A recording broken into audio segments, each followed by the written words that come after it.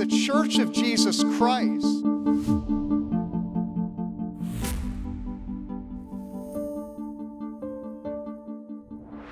In just a couple of days, we'll be turning over the calendar to a new year.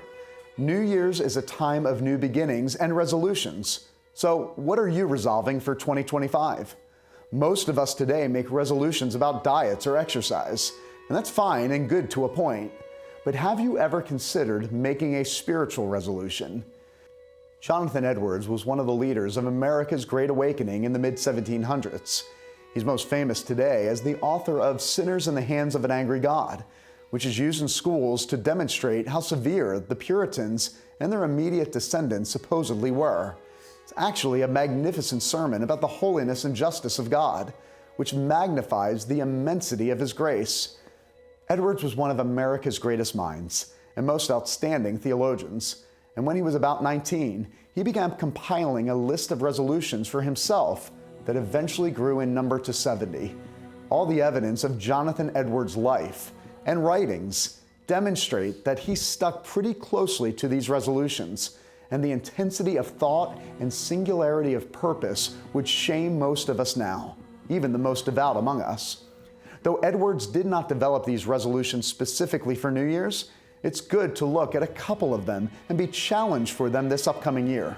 Among them, resolved never to do anything which I should be afraid to do if it were the last hour of my life. And closely related, resolved to inquire every night as I am going to bed, wherein I have been negligent, what sin I have committed, and wherein I have denied myself. Also at the end of every week, month, and year.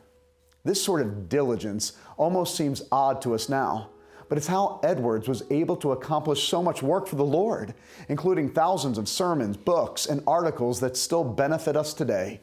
He made it a priority to live with an eternal perspective, vowing, resolved, to think much on all occasions of my own dying and of the common circumstances which attend death.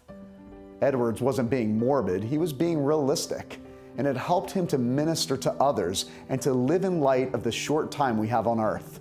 And of course, he also wrote of the spiritual disciplines, resolved to study the Scriptures so steadily, constantly and frequently, as that I may find and plainly perceive myself to grow in the knowledge of the same.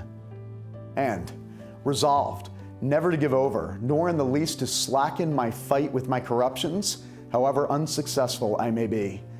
In other words, Edwards intended to go to war against his own sin every moment of every day, not in order to earn God's approval, but to live out the grace God had already shown him.